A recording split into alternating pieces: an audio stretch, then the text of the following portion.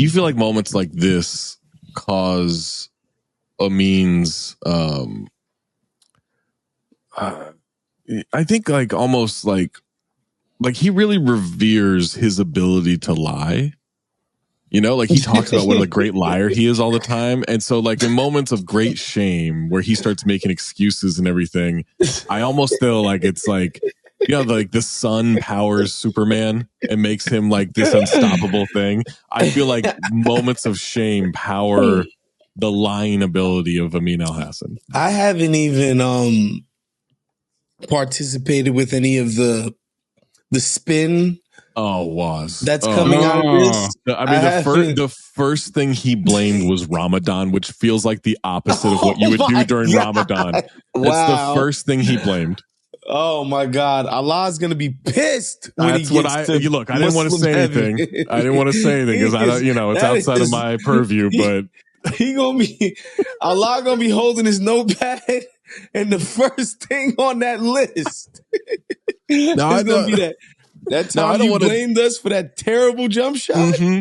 We got to talk about that. I don't want to doubt the effects of fasting. I'm sure it's hell, right? I've done like intermittent fasting before. I've and I was like, never this done sucks, a partial fast. I wouldn't know. Yeah, sounds tough for sure. Shout out to Kyrie for joining him in the fasting. So Waz, you're saying you haven't heard any of the Amin defense that I've heard none of it. I've heard he's been running out. None of the spin. He had to put spin on it because there was no spin on that jump shot. not proper spin. Not the way you would want it to spin. Bad rotation. It was going like this instead of like this. And so Zach talked to him first Sunday. We were on the radio Sunday morning, and we dedicated 2 segments. Saturday? Was it Saturday? I know my man Ben Lyons was part of this game. Shouts to Ben Lyons. Who else was in that shit? I know that the video started going crazy on Sunday, so I have to assume that it was a Saturday event. Yeah, I think it was Saturday. It was either Friday night or Saturday night.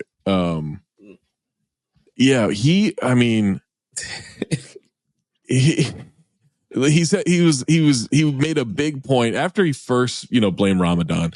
He made a big point to say like he hasn't played competitive basketball since 2017. Correct.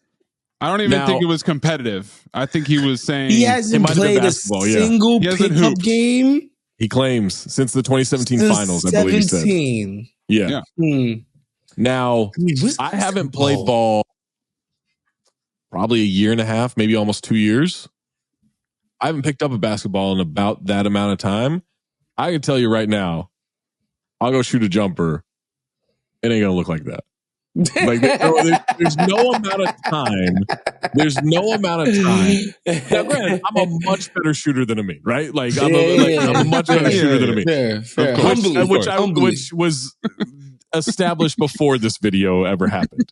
But I'm trying to think of like, even if you gave me severe carpal tunnel right now, I think I could get a better shooting form than what happened there. That's the problem. It's the form of the shot. I would airmail a corner three, whatever. That's fine. It's not good, but it's whatever. It's not. Look, I'm almost positive I would airball my first jumper going on the court because I do know when I last played professionally, just as an aside, guys, I went to a 4th of July party in July of 22. Okay. I think it was 22. Yeah, July of 22. And so I may or may not have sampled some MDMA water.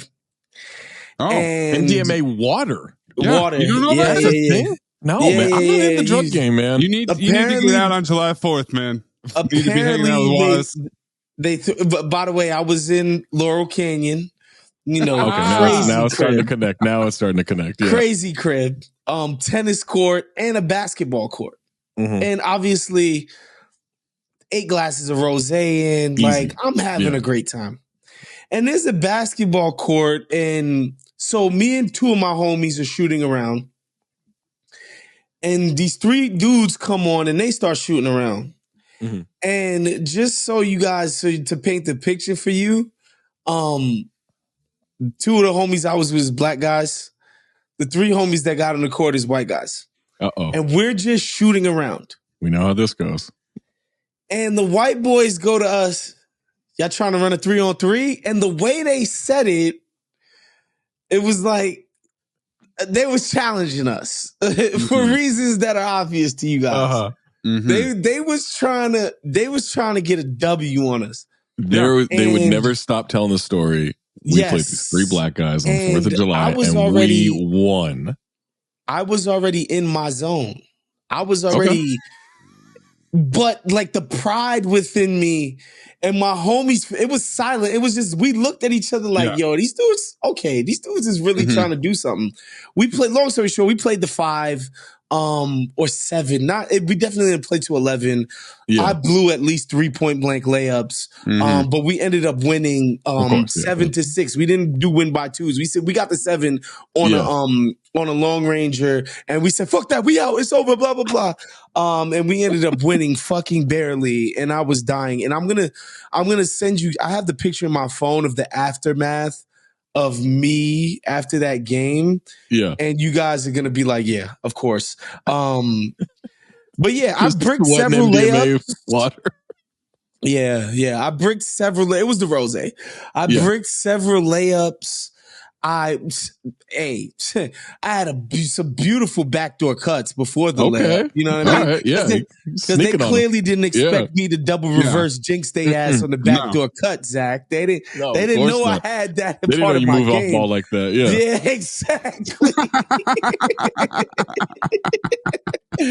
And so that was the last, that would have been damn near 2 years ago was the last time I picked up a ball and like competitively hooped. But my form wouldn't look deformed. Also, I would refer people to the Lil Wayne video, Start with Straight Shots and Then Pop Bottles. I think it's called We Poppin' Champagne. Lil Wayne takes a very unfortunate jump shot in that video. But he's Lil Wayne. But they win the championship game. Yes. It's very reminiscent of Amin's form on that jump shot. Now, what do you think about the excuse? Because there's more.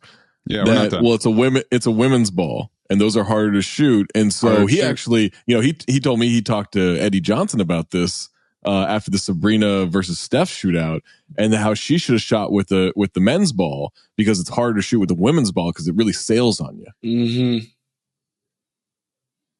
Waz is not moved by that. No, that's not a. Okay. We're not flying. Oh, the smaller ball. I thought there was more to the smaller ball. No, that's it. Just it's a smaller ball. Okay. No, that's no. Okay. All right. Well, let's flow seamlessly into the next explanation, which is look at these injuries. I was literally waiting for you guys to say, "Well, there's a smaller ball," and and y'all just said, "Oh, the ball is small," and I'm just supposed to know why your form shot with shot with a woman's ball, and that's why. Mm-hmm. Okay. Another reason, Look at these injuries. He held up his hand. Mid-form. Yeah. His pinky was bent. Yeah. He broke his wrist playing soccer. We'll remind everybody was when he broke that wrist, and he's got a bad back, which is well documented. Was it his right wrist? It was. You never know. I don't remember which one it was. Even if it was his left, he'd probably be lying about it being on his right by now. Yeah. Now, I've had just about every injury there is, throughout my body. I'm not twisting my hand like that on a follow through. Broken fingers, dislocated thumb. Yeah, because if the pinky's busted, that means the balance of the whole hand is. Yeah, you have to turn your hand. Yeah. Here's my favorite though. This is my favorite. Yeah. He made 4 in a row right before that video was taken. That's what he claims. He claims he hit 4 straight from that spot. From that spot, he hit 4 in a row before that Maze, the Lil Wayne jump shot is at the 27 mark of this video. 27-second mark of this video. You can go to 26 if you want to get it right. Yeah. Catch the jump shot and all of that. I'll put that in the chat for the viewers. So made 4 straight and then airmailed that one. Okay. Come on, guys. Come on, guys. Then look, I'm just going off what he said. Again, and that's what's so good about a good lie is that there definitely are always some elements of the truth, right? They'll always tell you the greatest shooters have a consistent form on every single shot. Every shot looks the same. Mm-hmm. Yep. So when you're not a great, every now and again, your form isn't as smooth. The elbow isn't as tucked. You don't get as much rotation. You don't get the elevation. We get it. Like the best shooters that have repetition themselves into oblivion and, the form stays consistent. So Amin is just saying like, my form wasn't consistent, but I did have some jumpers fall in. One of my favorite moments, this was early on in my credentialed career, is I was pregame. It was the Mavs were at the Kings. And on one end of the court, there was Dirk Nowitzki shooting.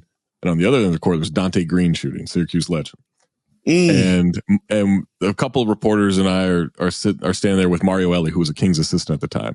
And Mario Elie is marveling at Dirk, right? Like Dirk's just warming up, just taking jumpers. He's like, look, doesn't matter. Mario Elie could shoot, by the way. He could shoot, in his day, yeah. But to your point, why he's like, look at that. Doesn't matter where he is. Everything's the exact same. Everything it's exact same. It's automatic. He doesn't have to adjust anything. It's the exact same jumper. And then he looks down at his player, who he's a Kings assistant coach. Dante Green goes, look at that motherfucker. Not a goddamn shot has looked the same this entire time. In fairness to Dante Green, man, it's Dirk. It wasn't his game. You're not gonna have you Dirk. Can't compare. Yeah. Here we go. Here comes the Lil Wayne shot. All right. Crossover. Oh no! What happened to his arm?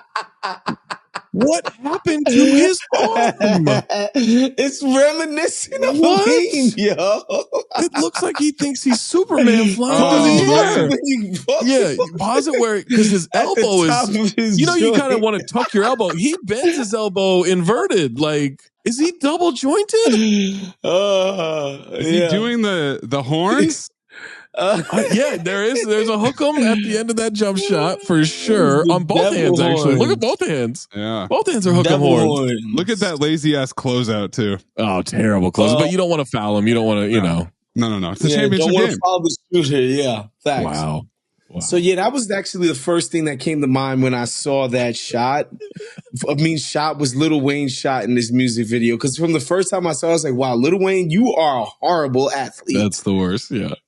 All right. What about them posting a picture of allegedly a made uncontested layup with him saying this is the footage they don't want you to see?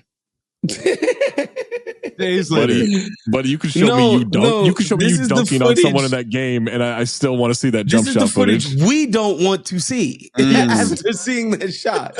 We don't want to see anything else. We don't need to see anything else.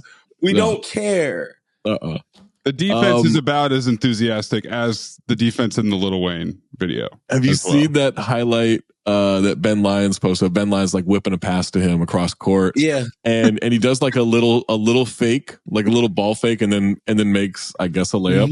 Mm-hmm. And what I'm imagining is Amin in his mind made the most like dastardly ball fake that faked out the entire defense. Like it was Jason Kidd on a fast break, right? No, like faking a pass and going up. What was playing was that din din din din din din din Chariots of Fire. Din din din din din. And then we've got some confusing things here with who's the guy that took the video? Miles Ehrlich? Yeah, that's his name. So on Monday's show, Amin said Miles came up to him and he said that he posted it because if there was anybody in the world who could handle this, that has such a great personality, that takes jokes in stride, it had to be Amin El-Hassan. And that's why Miles posted the video. Now, Amin told me on Sunday he had met Miles that day. Well, I mean, maybe he follows Amin's Twitter. Okay. Listens to the Le Batard show. What about Amin's Twitter makes you think that he can take jokes? That he has a great personality. He's the most defensive person on the internet on Twitter. If you say a single thing to Amin in a Twitter comment, he will retweet you with an insult post haste. Post haste, yeah. It is personality. He can handle it.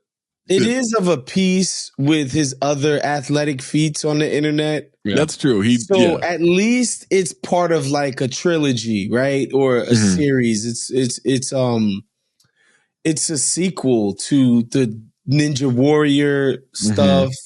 Losing that race in Miami. Remember, he did a foot race. Yeah. Billy and Pablo. This is in keeping with that. So at least there's some level of, he's been here before. Well, because I was doing act like you've been here before. Amin has literally been here before. He lives here. He gets his mail forwarded here. I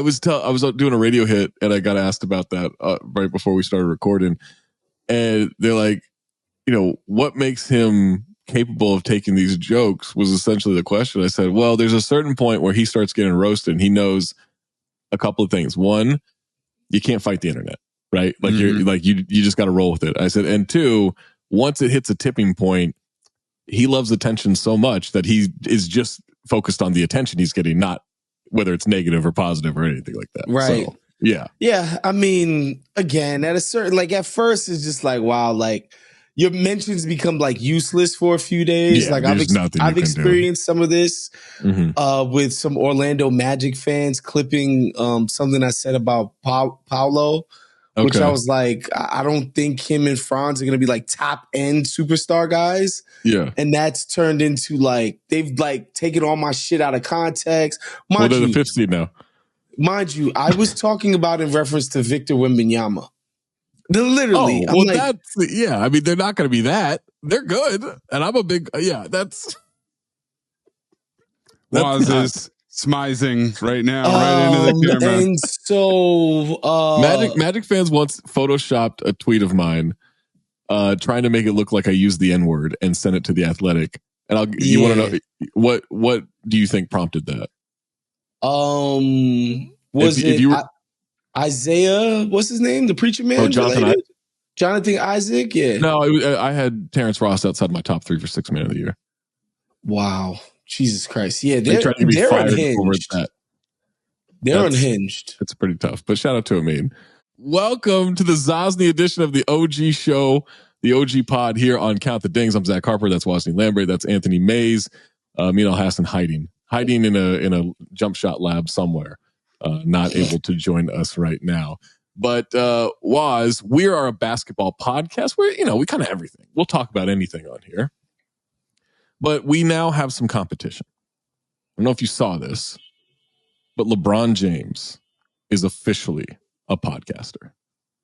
LeBron James and JJ Redick have, what's it called? Mind of the game? Mind of the game? Mind the game. Oh, mind the game. Mind the game. Mind the game. That's a bad title. A couple of times I've seen the account retweeted. It still has the faceless Twitter avatar, and I don't know if that's my app or if that's their account. Because trust me, it wouldn't shock me if the app wasn't working properly, right? And it wasn't loading stuff. But yeah. So now LeBron has essentially said, I'm paraphrasing here, but has essentially said that they're not worried about numbers here. They're not worried about downloads and likes and shares and all that stuff. They're here to nerd out on basketball. It's definitely the first time that anyone has ever wanted to nerd out on basketball on a podcast. That's definitely it's breaking ground there. It's groundbreaking. I'll say this. So I tried listening to an episode and it didn't do it for me, right? As an audio product, it was a little boring. It wasn't doing much for me. In the clips that I've watched, I actually think it's I'm consuming it wrong. I would legitimately I think this is a video project where you watch them talk. Yeah. Yeah. Because they're doing the clinks of the champagne. Is this just an excuse for LeBron to drink? Isn't that what the shop was? Yeah, I guess so. I don't know. I never watched. By the way, that's why when you're saying, "Oh, this is his first podcast," no, it's not. The shop is a podcast. Oh, that's right. Yeah, it is a podcast. the production value, like they're like on a stage somewhere, like yeah. Well, because I mean, like Jason Gallagher is like legitimately, he's directing this whole thing. Like it's legitimately like brilliant. By the way, shouts to Jason Gallagher, one of the brilliant minds in this business. He's amazing. Also, shouts to my man Richie Bozek, who also works on that, Ringer alum as well. Used to work on my shit, work on In My Feelings, not In My Feelings, in Full Court Fits. We done a bunch of shit together. He's also incredible. So just full disclosure, those are my guys working on that. Yeah. They're the reasons I actually think it will be successful. Yeah. Because I think how to make it awesome. Yeah. Yeah, because I think that and I do think I consumed the first episode incorrectly. I don't think it's an audio project. But I don't know, like are you the subject of the 2-for-1 is a bad shot. That was the kind of thing that was going viral, right? The 2-for-1's a bad shot. I enjoyed that discourse. I did too. Like when I heard Hollinger talk about it years ago, and Seth Partnow talk about it, and Kevin Arnovitz talk about it, and Zach Lowe talk about it, like, yeah, I really enjoyed it too. And then no, but those guys weren't nerding out. Oh, that's true. No, like there is obviously more weight when LeBron's like, hey, this is a bad strategy that everyone does. There is obviously more weight. Because he actually goes out and executes it, or watches. Or worse, watches D'Angelo Russell execute it every single game. You think maybe this is hold on a second. Hold on a second. You think this is maybe a shot at D'Lo? Because LeBron has been known to take some veiled shots before. We know the vibes. I think he created this entire podcast project with JJ Redick to attack everything he doesn't like about what D'Lo does on a court. So I was asked about the origin of this. Yeah. And full disclosure, I text Richie to say congratulations. I didn't ask him about none of this shit. I don't know about none of the stuff that came out. But my best guess is when JJ went viral saying nobody wants smart basketball takes. They want gossip and stupid shit a bit, basically calling the fans dumb. That shit went viral, which means obviously LeBron saw it and he reached out, was like, yo, let's make a smart podcast. Okay, so counterpoint. It was already in the works. Oh, and so JJ going on first take. Oh, this is galaxy brain Nobody shit wants right here. Real analysis. Everybody just wants to drink wine in a warehouse somewhere. Wait a second. What if we put them together? No, that was already in the works. That was a calculated move by JJ because where did that come from, right? It's not like that was, you did that more or less unprompted. And he even referenced his YouTube numbers. He was like, I could do a breakdown of the actions that the Pelicans run and I get 50,000. Deal was done. What, 50,000 on YouTube is fucking bad, man. Yeah. But what if it's LeBron breaking down this stuff? Now we're talking millions. Now we're talking Mr. Beast numbers now. This is now, Zach. Now you sound like Timberlake in the Social Network. What do you think about billions with a B? Drop the. Mind game is cleaner. Mind game is cleaner. Yeah. Oh man. Now I just have an image of him force feeding Jason Gallagher apple teenies at a high end restaurant in New York. Gallagher's just like overdosing on Malbecs and shit. Yeah. Oh man. This is interesting. This was a setup. Also, this was a setup by JJ. I'm very, very, very, I don't want to say suspicious because, like, I hate to be the guy that's hating on positivity, but his whole 180 on Steph is so over the top, bruh. I love that guy, by the way. That's the best that guy, by the way. Right there. Let's play the clip. Early in your career, I came in the league in 06-07. I played no minutes my first 2 years. Yeah. But you know what? If we had a 19-point lead going into the fourth, I might get all 12 minutes of garbage time. For sure. People would clear their benches. Yeah, for sure. This was 15 years ago. For sure. People would clear their benches with a 17-point lead in the fourth and 9 minutes to go. For sure. You can't do that anymore. You can't do that anymore. You know why? Because I believe in 08, 09, or whenever that little light-skinned fucker came in the league, that's in Golden State, he changed that whole narrative. He did. He single-handedly changed the no lead is safe. I agree. I do also really enjoy JJ's kind of feeling out the waters of can I laugh at light-skinned fucker?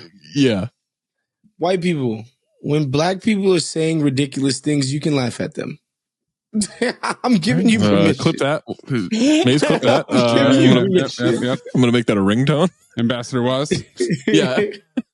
Anytime I get caught laughing in public, I'm just going to show this. Woz said I could. Woz said my only Negro friend, Wosny, said it was fine. Come on. We're friends with Trey. But yes, you can't say that. We good. Then the follow-up, which is what you referenced, was of love Steph. Oh, I love that guy. Oh, you know. And it has been this like, when do we think this started? Because I feel like he's been soft launching this like positive Steph thing for a couple of years now. It definitely wasn't in Cleveland.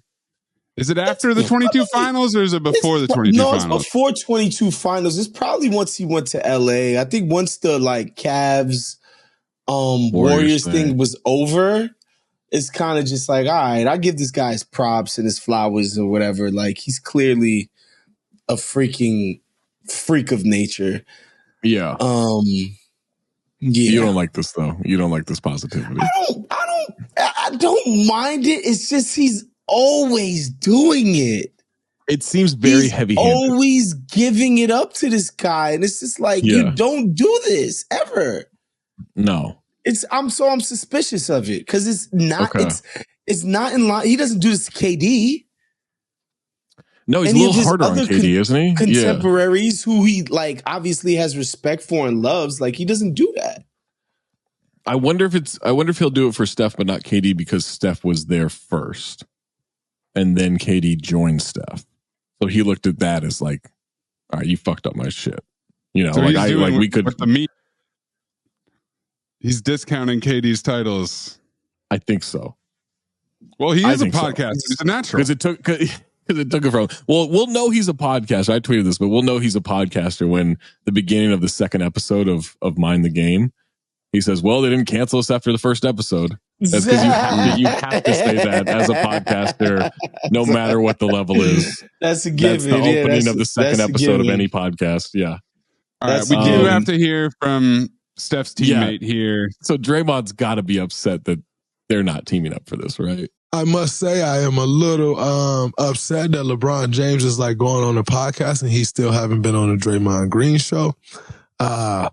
But when it's your own thing, you kind of can't say anything. So I guess I'll live with it for now. Pick the bone with him that I got to pick with him later. I'm so fascinated by what their relationship is. Like, do you think out of the blue, Draymond calls LeBron? LeBron's not doing shit. He's just hanging out, right? Right. Does he definitely answer the phone? Yes. What if it's a FaceTime?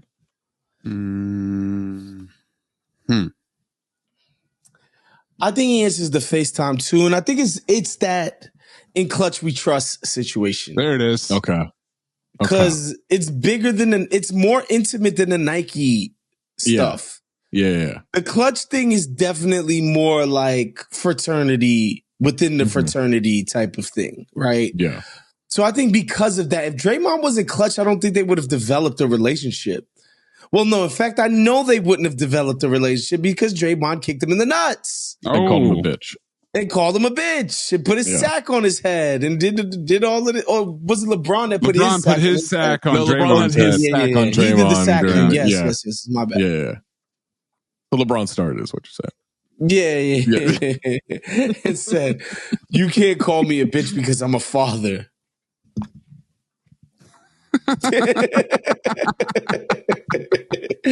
Like, why is that? Look, we can get into a lot of the dynamics of the word bitch, but like LeBron really is like, I feel like what he's saying is like maybe like, yo, like by you doing that, you give my kids license to call me a bitch. Oh, you think that's what it is? Yeah, because kids these days, man, like you ain't do shit when Draymond said it. Touch them. Yeah, right. Exactly.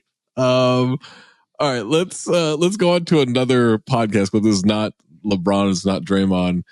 Let's just go straight to Lamar Odom. Lamar Odom had some pregame rituals. Well, this is my question: I wonder, is this him promoting his new podcast with Caitlyn Jenner? Is he doing a press tour here? And this is how that's a real he started thing. It.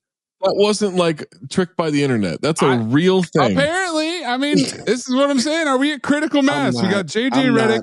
I'm not gonna dissect the and LeBron. We got Lamar Odom and Caitlyn Jenner. Oh, that's what you're not going to dissect. Lamar Odom is doing a podcast with Caitlyn Jenner about what? Hoop. Real basketball analysis, you know? No, stop the nerds that people are afraid to do. No, this is what Lamar Odom had to say. Right. Everybody's got nerves before games sometimes, and I used to always jerk off. But I think about it because that probably took some of my energy. Wait, what? So your pregame ritual was to jerk off at home? I mean, I was at home at the crib. Interesting. You have a hotel room. I busted down. Okay. That's why sometimes I would rather play on the road. It is weirder to jack off at home before a game than in a hotel. Hotel, I get it. Like hotel, you're just bored at sometimes. You're like, all right, man. I guess at home too. Like but Lamar officially, explained that the home court advantage doesn't exist. Now he said like maybe that's why he didn't have energy, and I'm not pretending it doesn't. It doesn't take some energy, but wouldn't the balance of the post nut clarity counteract the less energy? Like you can kind of see things better, you can make better decisions. Pablo did a whole deep dive into this with Dominique. You know what? I'm backing on the Lamar and Caitlyn Jenner podcast because you're here. This guy will say anything into a microphone. He's always been extremely honest. He once said cocaine when he first did it was like getting an orgasm. He's a very orgasmic driven guy. Yeah. I see. Yeah. I mean, he was with Chloe. Was searching in his head for the right response to that tease. What is why is Chloe the merchant? She was the orgasm, the organizer of the orgasm, the orator of the orgasm. She was the most outspoken about sex of the three. Of the sisters. And the most aggressive, at least publicly, of the three. So I feel like... So you think you trying to say she the biggest freak? At least that's how it comes off on the show. That's how it comes off in interviews. Oh yeah, remember she had the sex swing? That was like a thing on the show. Yeah. Sex swing, huh? I mean... Like obviously he's not in it. Like he's 250 pounds. Like that's not. No, I don't think the guy gets on the swing. I think you could get like on the swing and then have her on you, and then you just kind of moving. I think that I know it's not typically but I think like they're exhausting options. I feel like the target isn't fixed enough to just use the swing. If you get my drift, I agree, but I'm just saying like I think there are ways where when you're them, you're trying out every combination. Yeah. Combination. And when he did have his incident, that scary incident where we thought we almost lost Lamar, thank God he pulled through, but he was at a brothel. The absolute most insane thing I've ever been asked to do for work. He ended up pulling through, so we can acknowledge this, but like that news ticker. They asked me to film a video about the passing of Lamar just in case.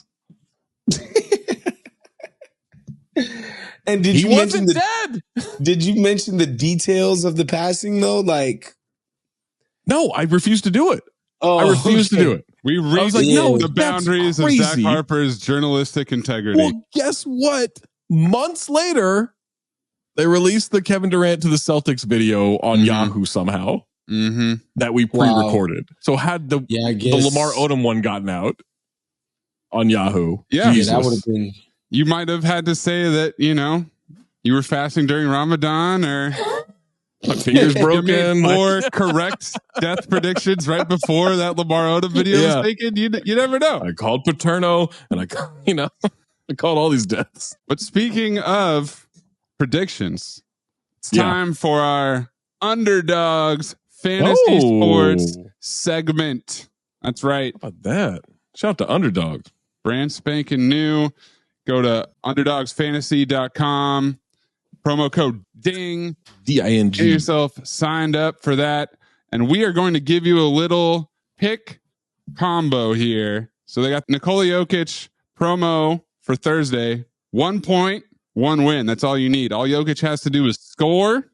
Mm-hmm. I think he can handle that. So what are we going to put around that, Zach? Well, you know what I like? This DeAndre Ayton's on fire ever since he got a mattress. He is. Yeah, Watts, he's turned it around, man. Quick bed take from you on that. How long could you go sleeping on an air mattress before you gave up? 3 hours?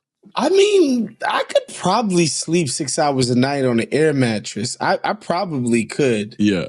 The point is, when is this man going to stop saying crazy shit about his play? Dominate shit? Well, he's been dominating lately. Wow. The match, like, bruh, you didn't have a mattress. Like, he just couldn't get access to a California king or a king size, or like, I get it. You've definitely have like a special dedicated custom mattress because of, the abnormal length of your body. Mm-hmm. But stop it, bruh. Stop. But Woz, do you think that if he couldn't get that big custom bed, if he couldn't get a California king or something like that, we're assuming the air mattress accommodated? Like that was big enough?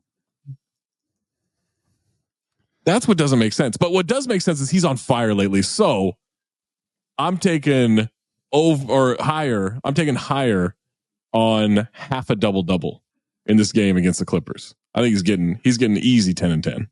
Easy. He's averaging 27 and 15 in March since he got a bed. So that's what you have to pair the Jokic with this half of a double-double? We're going higher on the half a double-double for DeAndre Ayton, but that's not all, Woz. We're going higher on half a double-double for Yusuf Nurkic against the Philadelphia 76ers. No Joel Embiid. Nurk is rebounding like crazy. The only question is, will he get the points? But he's going to get 10 points against these bums.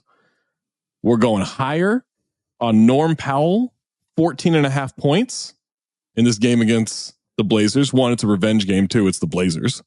So he should be able to score just fine. He's been on fire lately, Maze. Higher than 14.5 points in 4 of his last 5 games. And then to top it all off, this will get you to, big time return on your money. We got Tyrese Maxey higher, 8.5 first quarter points. He's averaging 8.2 first quarter points since Embiid went down. I think it's the easy one. 30 points in his last 3 games for Tyrese Maxey. That is our Underdogs Fantasy Combination. Let's go. So you alluded to it earlier, was D'Angelo Russell, the 2-for-1 king himself. Is he the one that LeBron was gently calling out when he said that it was a bad shot? Because he has tied Nick Van Exel's 1995 Lakers franchise record for threes in a season with a whopping 183 3-pointers. And I'm going to read you this Darvin Ham quote. He has a green room, not a green light, a green room. That doesn't mean anything. That doesn't make any sense. Yeah. Like this is where people go hang out before they go on a show. That's what I was about to say. Like he has a room with a fridge with Amstels and Bud Lights in it. Like what is he talking about? Some Chex Mix. Like what are we doing with that? So D'Angelo also has the Nets franchise record for threes with 234 in 2018-19. But the thing that stuck out to me about this was the 183. And I'm thinking to myself, that seems low. Also, Nick and Van Exel, 1995. That's almost 30 years of basketball later with the 3-point boom. So, Waz, there are 2 other franchises with under 200 threes for their franchise record. So the Lakers had the lowest franchise record in the whole league, 183. D'Angelo's going to set a higher number. What are the other 2 teams with under 200 threes as their franchise record? Denver Nuggets? Ding, ding, ding, ding, ding. Correct. That's right. Wow. Dale Ellis had 192, and Michael Porter Jr. has 190, and will be passed him very shortly. I feel like Murray hasn't, like, in the 3-point boom or whatever. Yeah. Murray hasn't been a high volume guy, and he's also missed a ton of time. And Porter Jr. has been a higher volume dude, but he's also missed a ton of time, right? Yeah. So that's not why Gary Harris Jr., not Evan Fournier back in the day. None of those guys. J.R. Smith didn't get it done. J.R. Smith, yeah. George Karl wasn't letting anybody have fun, though. And the other one is the Spurs of all teams. Danny Green had 191 in 2015. Chuck Person had 190 in 1996. But will Wemby get that record as well? Maybe. Why not? Post Kawhi, they've been such a putrid offensive outfit. Yeah. So yeah, not surprised. Damn, the fact there's only 2 teams left is crazy. Wow. Yeah.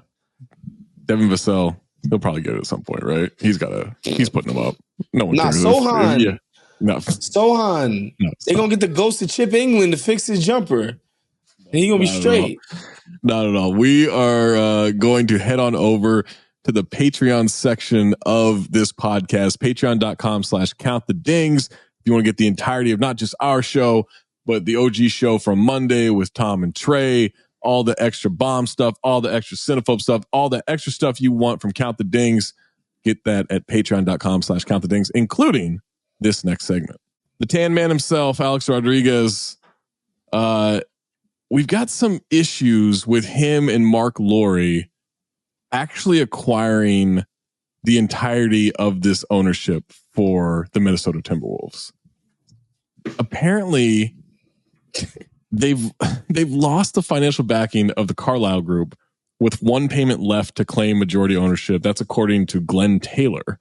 They will now need to find a new way to raise money for the final installment, which is due a week from today, March 27th. I love this so much. This got leaked to David Shama of Shama Sports Headliners. I went to this website. I tracked this down.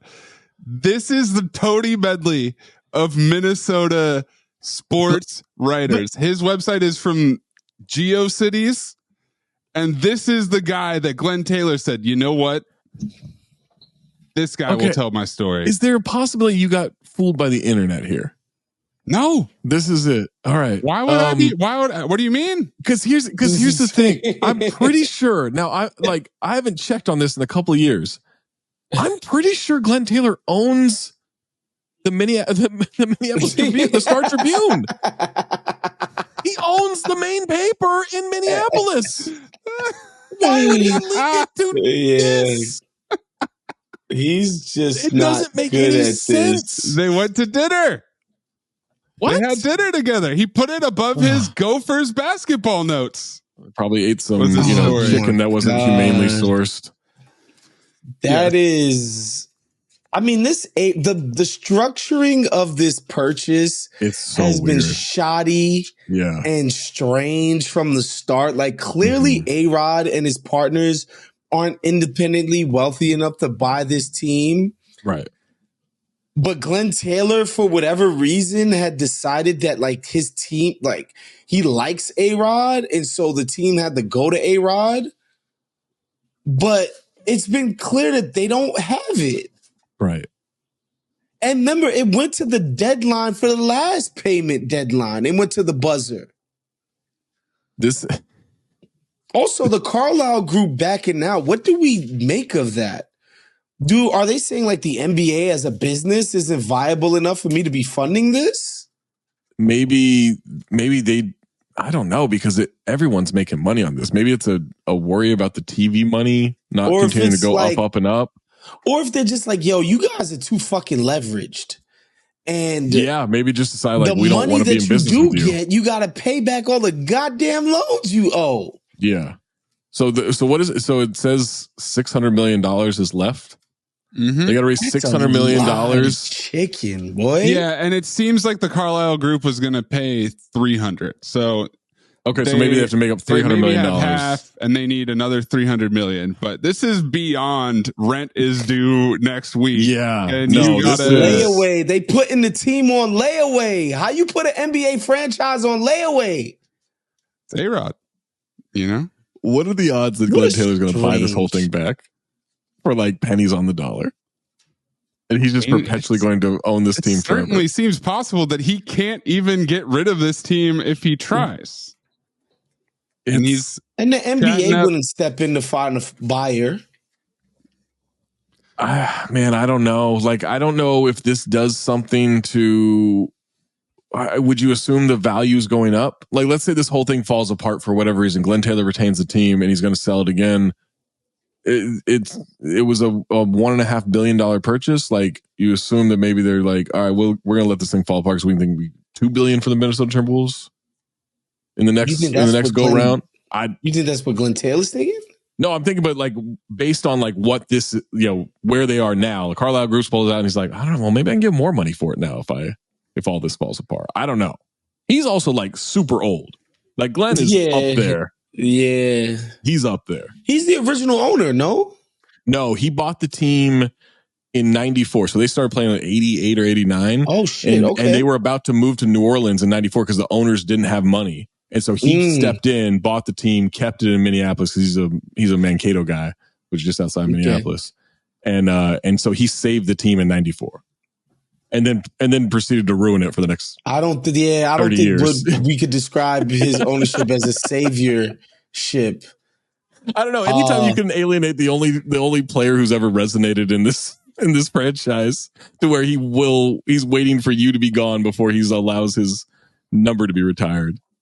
Wow. Anytime you can hand out a max extension to your number one pick by asking him to try harder. Just promise. No. Andrew told me he was going to promise to go harder. Mm-hmm. Are there any eccentric rich dudes that we'd like to see get involved in this? That's for entertainment purposes. How would you feel about Elon being in the NBA? Sharing a team with Marc Lore and A-Rod? Now, if he pairs with them, okay. Now I'm in. Yeah. They got to be all partners, though. I want to see, and I want a Zoom meeting between Elon and A-Rod to be live on television every week. You know who's got to save the day was Jeter. Jeter's got to come in, bring his boys he'll buy it clean. He'll buy it clean. He does it clean. There'll be nothing nefarious happening. Jeter bought it clean. He made his payment on time. What about Bezos? Bezos, or is that a conflict of interest if they're bidding for media rights? I feel like it would take more than a week for A-Rod to get Bezos on the phone. That's my guess. Oh, on the phone? Yeah. That's true. Yeah. You know, you're talking about Draymond calling LeBron. Yeah. When he's got nothing to do. Like, Bezos isn't picking up that call, who? man. Yeah. Well, this is just because we marveled, like, A-Rod signed a $252 million deal with the Rangers and everything. And he made all those things. Hundreds and hundreds and hundreds of millions of dollars. Yeah. But then you see the difference, like, him and Marc Lore are like, bought it on layaway, as you said. They're like making payments on this. They can't afford this shit. Robert Sarver gets exposed, and like a month later, Matt Ishbia like, "You take this chump change, like $4 billion, like you got it." Like it's crazy to show the difference in wealth with the people coming in, right? And how could a broke ownership like that really even spend going forward? They've already spent a ton of money. That's what I'm saying. Like they got so much wrapped up in 4 players. No, well, clearly they're not worried about it because they didn't have it in the first place. Yeah, these guys are sick. Well, I think last year Rudy Gobert said that's for them to figure out. When it was like, hey, you guys got a lot of money tied up. He's like, oh, that's on them. Like they got to figure that out. That's for them. No, I just got an idea. You know who could save them? You know who could step in? Michael Jordan no longer owns a team. Oh God! I thought you were about to say Mark Cuban. Lord have mercy, for the same reason. But Mike could come in. Mike's got $300 million. He's got all that money from the Hornets. Mm-hmm. Yeah, I guess we've never had someone own multiple teams before, right? Like go from one. Like I know Vivek was a minority owner. Yeah, in the Warriors, but he wasn't owner. He was small percent. Like he wasn't a majority owner. So like he moves his money to then buy the Kings. But I think this would be the first time we've ever. I mean, if anyone's going to set that record, it would be Mike. Also, the Emiratis are too savvy for this. They would never buy a depressed, they would want to buy something like the Knicks or the Lakers. Right. They wouldn't buy. They would be like, Minnesota, that's absurd. Yeah, but I could see some foreign money coming in and being like, fuck it. Yeah, definitely. We've done Russia. We've done China. Let's do the freaking Gulf countries. Let's go. We've had LeBron be allowed to have a sports agency. Should he be allowed to play for the Lakers but own the Wolves? Can he step in here? Oh no, Zach. LeBron has no business stake in Clutch. He's just a client. He's just a client. Oh shit, that's my bad. I didn't know. LeBron doesn't. Are you shitting me? That would be. That would be ridiculous. I misspoke. That's on me. My apologies. He's just a client. He's just a Clutch is a client. Yeah. Okay. Yeah. He's just really involved in agency with his agent and other fellow colleagues that are also clients there. I'll remind you, in Clutch We Trust. Thank you for being Patreon subscribers. For Anthony Mays, for Wosny Lambre, I'm Zach Harper. Keep it locked on Count the Things Patreon.